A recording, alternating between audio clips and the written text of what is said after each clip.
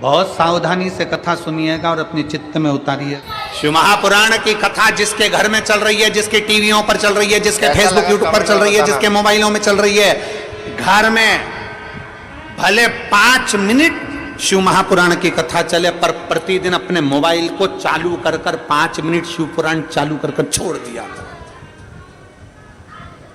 घर में टीवियों पर अगर कथा आए तो भले सुनो चाहे नहीं सुनो, 5-10 मिनट उस टीवी को चालू कर छोड़ा करो, जिससे वो शिव महापुराण के शब्द हमारे घर के वातावरण को शुद्ध करें।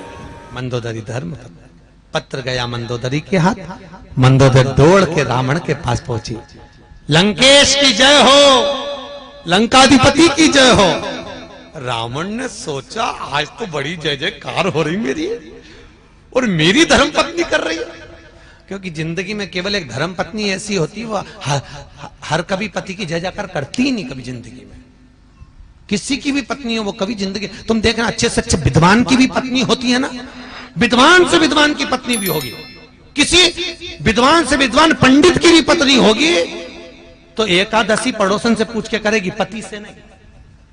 सोमवार करेगी तो व्रत करेगी, कोई हड़तालिका तीज का व्रत है, चतुर्थी का व्रत है, पंचमी का, जो भी व्रत करेगी पति से नहीं पूछेगी। इतना विद्वान पंडित, उससे दुनिया पूछने आ रही, और वो पड़ोसन से पूछे तू कब करेगी, उससे पूछ रहे।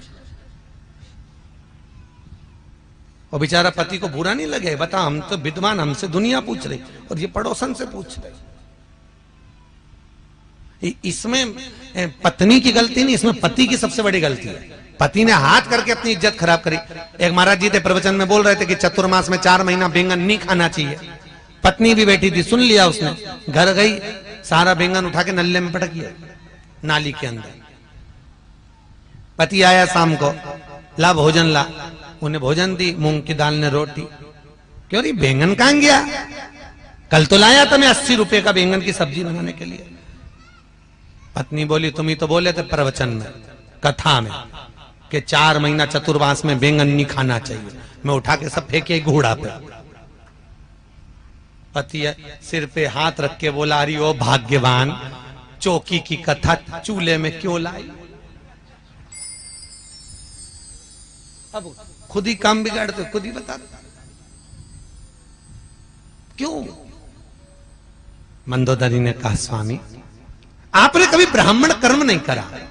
रावण कहता ब्राह्मण कर्म क्या होता है, मैं जनेऊ पहनता हूं, त्रिपुंड लगाता हूं, शिव का पूजन करता हूं, ये ब्राह्मण कर्म ही तो है। मंदोदरी कहती है इसको ब्राह्मण कर्म नहीं कहते, ब्राह्मण कर्म वो होता है जो जजमान के यहां जाए, भोजन करके दक्षिणा लेकर आए। रावण कहता मेरे जैसे दशानंद को कौन भोजन कराएगा।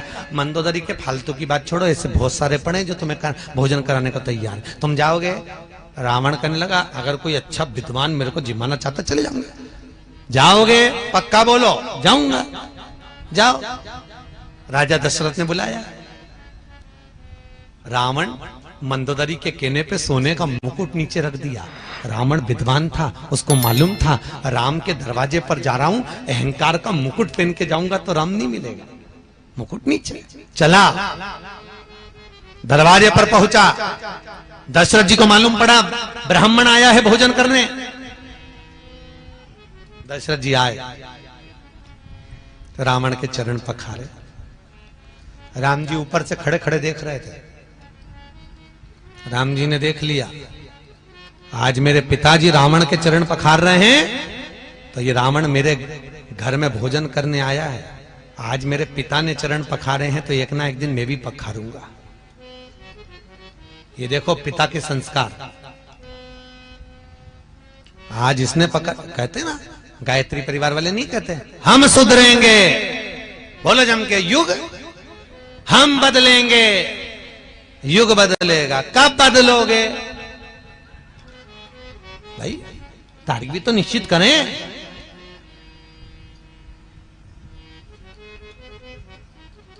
एक माता पिता ने अपने बच्चे को समझाया, सुन शाम को गुरुजी आएंगे, प्रणाम करना हो। हाँ, शाम को गुरुजी आए, चल प्रणाम करके नहीं करना। पिताजी ने 2 धर के दिया, गुरुजी प्रणाम कर, नहीं करना। बच्चा रोने लगा। इतने में मां आ गई, मां ने कहा बेटा प्रणाम कर ले, गुरुजी हैं, नहीं करना। मां ने भी धो दिया उसको मोगरी उठा के। इतने में गुरुजी बोले काहे को मार रहे हो कि प्रणाम नहीं कर रहा। तो गुरुजी बोले नहीं कर रहा तो मत करने दो, कम से कम तुम दोनों तो करो। अब जैसे ही माता पिता ने प्रणाम करा, बच्चे ने साष्टांग दंडवत कर दिया, क्योंकि हम झुकेंगे तो आने वाली पीढ़ी झुकेगी। सही बोलो जीजियों। पहले जो गांव में घर होते थे या शहर में घर होते थे, उसका जो दरवाजा होता था चौखट, वो बहुत छोटी होती थी। सही है कि गलत है? बहुत छोटी। आपके गांव में तो आज भी होगी कई कई जगह, बहुत छोटी चौखट। और आजकल चौखट हो गई बड़ी। पहले छोटी चौखट इसलिए होती थी कि कितने भी बड़े परिवार की लड़की हमारे यहां शादी करके आ जाए, कितनी भी बड़े परिवार की बहू हमारे घर में आ जाए, झुक के चलना सीख जाए। नहीं झुकेगी तो 2-4 बार माथा भड़केगी चौखट पे, झुकेगी। आजकल चौखट हो गई ऊंची, तो बहुएं भी बोल तो रही डुकरिया बोल, वो काय को झुके, वो काय को झुकेगी।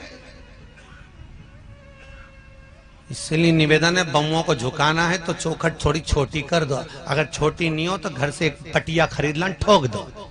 वापिस थोड़ा झुकना सीखिए।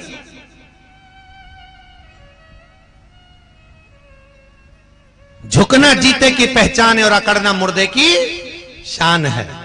जो झुक रहा है वो जिंदा है, जो अकड़ रहा है कोई धन में, कोई सत्ता में, कोई लो काम में, कोई वासना में, वो सब मर चुके हैं, मुर्दे हैं। जो अकड़ रहा, 4 ट्रैक्टर, 3 मोटरसाइकिल न 2 गाड़ी, उसकी अकड़ देख के समझ में आ जाए मरा हुआ है, मर गया। ये जिंदा ही, जिंदा होता तो इतना क्यों अकड़ता? अरे बोलो तो नरम। जो धन पाकर भी नम्र रहे तो वो एक ही बात कहता है, सब उसी ने दिया है, हमारा है क्या? क्या लेकर आए थे? ऊपर से आए थे जब। अरे बोलो तो कुछ लाए थे? फ्रिज लाए थे, कूलर, वॉशिंग मशीन, जमीन। तुम्हें तो मालूम भी नहीं था कि कहां पैदा हो गए, ये भी नहीं मालूम था कि पूरा शरीर अच्छे से मिल जाएगा, हाथ पैर पांव आंख नाक, एक आध आंख निपटा के भेजता तो क्या कर लेते? अरे बोलो तो वापिस के झगड़ा करने जाते हैं कि लड़ाई करने जाते हैं? पूरा डिपार्टमेंट अच्छा दिया उसने। तुम्हें यह भी नहीं मालूम था कि अच्छे घर में पैदा हो जाओगे, पान तलई में आ जाओगे, अच्छी जमीन जायदाद घर परिवार सब अच्छा मिल जाएगा, अच्छे कुल में पैदा हो जाओगे। यह भी नहीं मालूम था किसी भिखारी के घर में पैदा हो जाते और घंटा घर के पास में कटोरा लेके बैठे रहते तो? बोलो तो सही, उसकी कृपा कितनी है, सोचो। हर पल उसको धन्यवाद देना चाहिए, हर पल। ये जायदाद दी है, ये औलाद दी है, मुसीबत में हर वक्त इमदाद दी है। तेरा ही दिया मैंने खाया पिया है, तेरा शुक्रिया है, तेरा शुक्रिया है।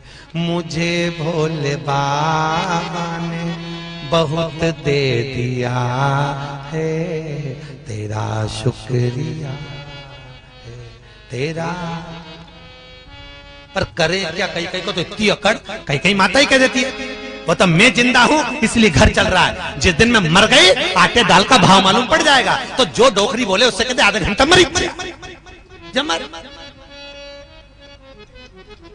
मर जा, आधा घंटा।